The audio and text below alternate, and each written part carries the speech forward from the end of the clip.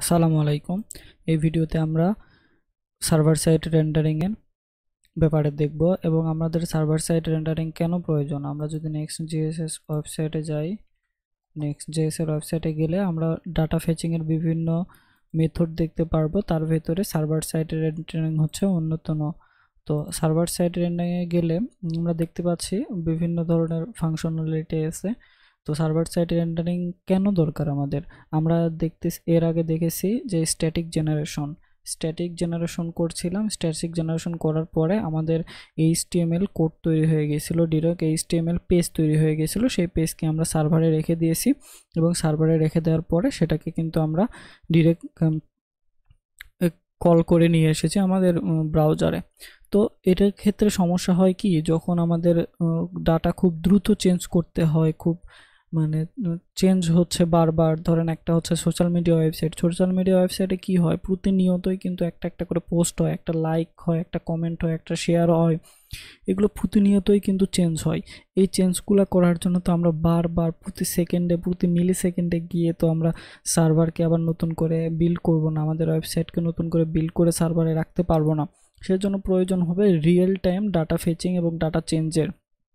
তো data change করে কিন্তু আমাদের দেখাইতে হবে ওয়েবসাইটে, দেখা যাইতে হবে রিয়াক্টের মতোও কিন্তু আমরা দেখাইতে পারি, কিন্তু এখানে অসুবিধা হচ্ছে ওইখানে সার্চ ইঞ্জিন অপটিমাইজেশন হয় না। আর আমরা যে পদ্ধতি দেখব এটা কিন্তু সার্চ ইঞ্জিন অপটিমাইজেশনও হবে, আবার রিয়েল টাইম ডাটা চেঞ্জের ব্যাপারটাও কিন্তু হ্যান্ডেল করা যাবে। তাহলে দুই দিক থেকেই সুবিধা হচ্ছে, সে কারণেই মূলত সার্ভার সাইড রেন্ডারিংটা চলে এসেছে। তো সার্ভার সাইড রেন্ডারিংয়ের জন্য আমরা এপিআই কল করে নেব। সেজন্য আমরা জেসন প্লেস হোল্ডারে যাই, জেসন প্লেস হোল্ডার থেকে এপিআই কল করে নিয়ে আসবো। জেসন প্লেস হোল্ডার থেকে আমরা এপিআই নিয়ে আসতে পারি, আমরা ইউজারদের নিয়ে আসতে পারি, ইউজার এপিআই এখান থেকে নিয়ে আসতে পারি। আমাদের ওয়েবসাইটে এখানে দেখাচ্ছে আমরা হোম পেজ, এখন এখান থেকে একটা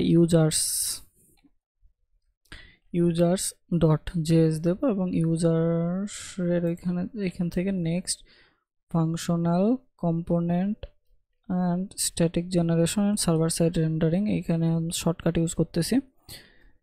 এখান থেকে ইউজার দিলাম, শর্টকাট ইউজ করার মাধ্যমে আমাদের ফাংশনালিটি মোটামুটি চলে আসছে। এখান থেকে h2 দিলাম, h2 আরে ডাবল হয়ে গেছে, h2 দেওয়ার এখানে লিখবো অল ইউজার্স। ওকে, অল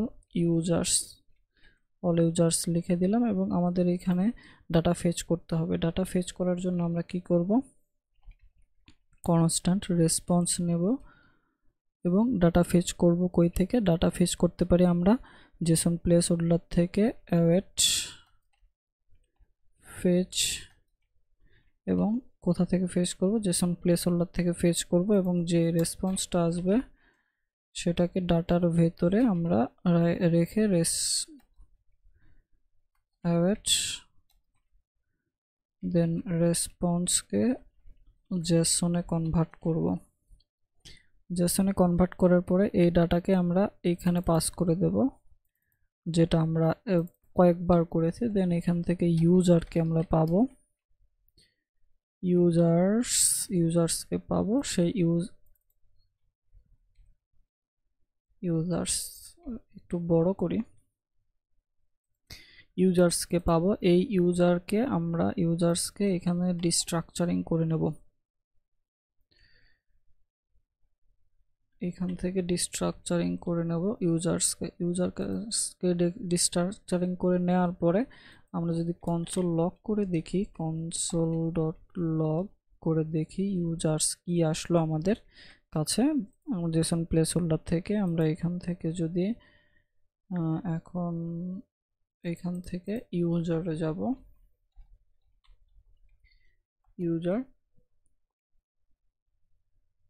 ইউজারে গেলে অল ইউজার আমাদের যে লেখাটা দিছিলাম সেটা কিন্তু চলে এসেছে এবং এখানে যদি 10টা অ্যারে দিয়েছে, আমরা এই 10টা অ্যারেকে আমরা এখানে বিভিন্নভাবে দেখাইতে পারি।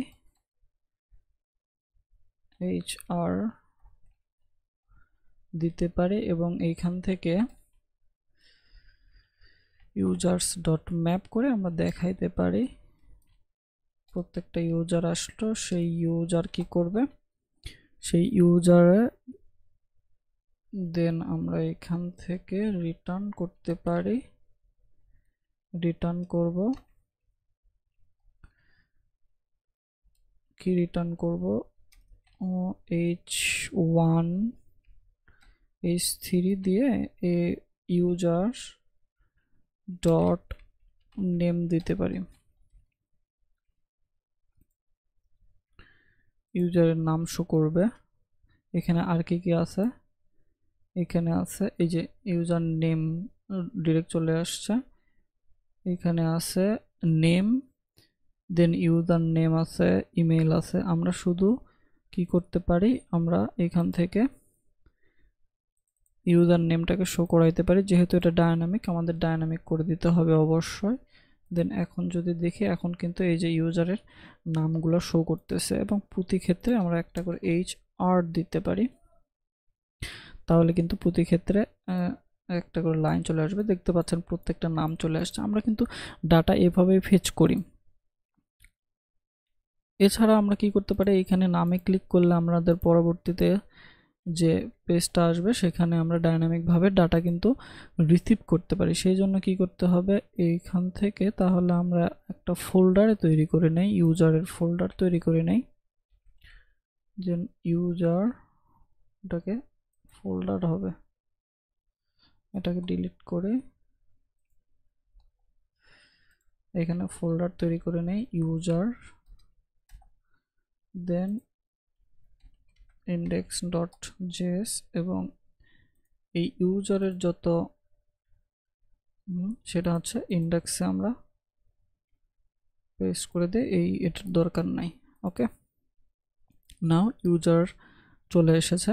এখন যদি রিলোড করে দেখি যে কোনো চেঞ্জ হয়েছে কিনা, না কোনোই চেঞ্জ হয় নাই। ওকে, তাহলে আমরা এখান থেকে এখন কি করতে পারি, এখন এখানে একটা ডাইনামিক রাউট নিতে পারি। আমরা কয়েকবার দেখেছি ডাইনামিক রাউট, এখানে আইডি দিতে পারি .js এবং এইখানে আমরা কি করব, আমাদের যে এই যে এই প্রত্যেকটা ইউজারকে যাতে ক্লিক করলে প্রত্যেকটা ইউজারের এখানে লিংক নিতে পারি এবং প্রত্যেকটা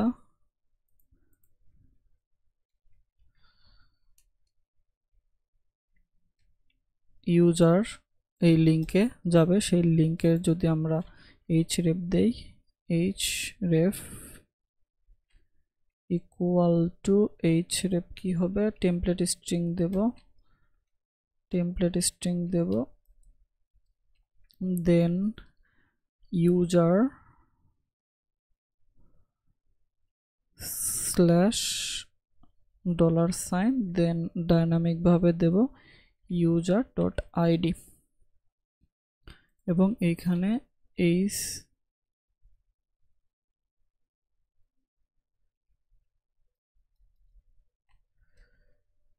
পাস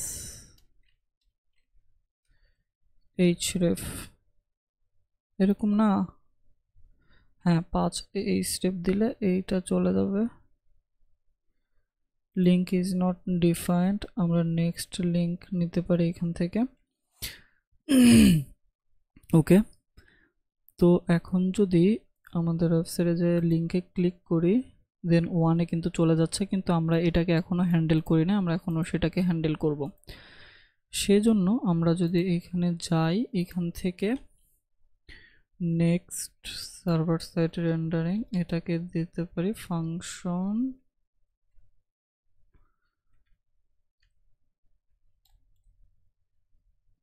ইউজার, না এখান থেকে ইউজার সিঙ্গেল ইউজার দিই, আরে সিঙ্গেল ইউজার। ওকে, এখানে h2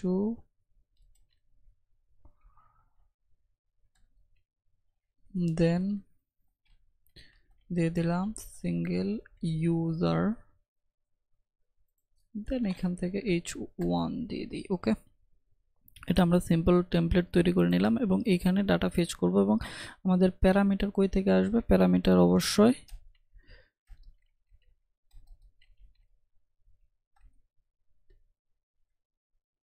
কনস্ট্যান্ট, এইখানে ডিস্ট্রাকচারিং করে নেব প্যারামস, এবং সেই প্যারামসটা কই থেকে আসবে, ctx থেকে আসবে, কনটেক্সট থেকে আসবে, এই যে ctx এই কনটেক্সট থেকে আসবে। তো এখন আমরা কি করব, ডাটাকে ফেচ করে নেব। ডাটাকে ফেচ করে নেওয়ার জন্য এই কোডটাকে কপি করলাম, জাস্ট সেম কোডটাই হবে, একটু চেঞ্জ হবে, এবং এইখানে অবশ্যই টেমপ্লেট স্ট্রিং দেব যেহেতু ডাইনামিক ভাবে ডাটাকে ফেচ করতেছি, টেমপ্লেট স্ট্রিং দেব, দেন এখানে স্ল্যাশ ডলার সাইন দেব, second bracket params dot ID পাবো। ওকে, আইডি পাবো এবং এই যে ডাটাটা আছে এই ডাটাটাকে এখানে পাস করে দেব, এন্ড এইখানে বলে দেব যে ইউজারকে পেয়ে গেলাম। সেই ইউজারকে আবার এইখানে কি করব, ইউজারকে এখানে কিন্তু ডিস্ট্রাকচারিং করে নিতে পারি। ডিস্ট্রাকচারিং করে এখানে আমরা ইউজারকে দেখাইতে পারি যে h3 নেম, দেন কি হবে ইউজার ডট নেম। ওকে, দেখি আসলো কিনা। আমরা যদি এখন এটাতে যাই ইউজার, দেন এটাতে ক্লিক করি, ইউজার ডট নেম, নেম চলে আসছে। যদি সেকেন্ড ইউজারের কাছে যাই, সেকেন্ড ইউজারের থার্ড ইউজারের নাম কিন্তু চলে আসছে, থার্ড ইউজারে ক্লিক করা হয়েছে, এবং এখানে যদি সেকেন্ডে ক্লিক করি কিন্তু সেকেন্ড ইউজার চলে আসছে, দেখতে পাচ্ছেন।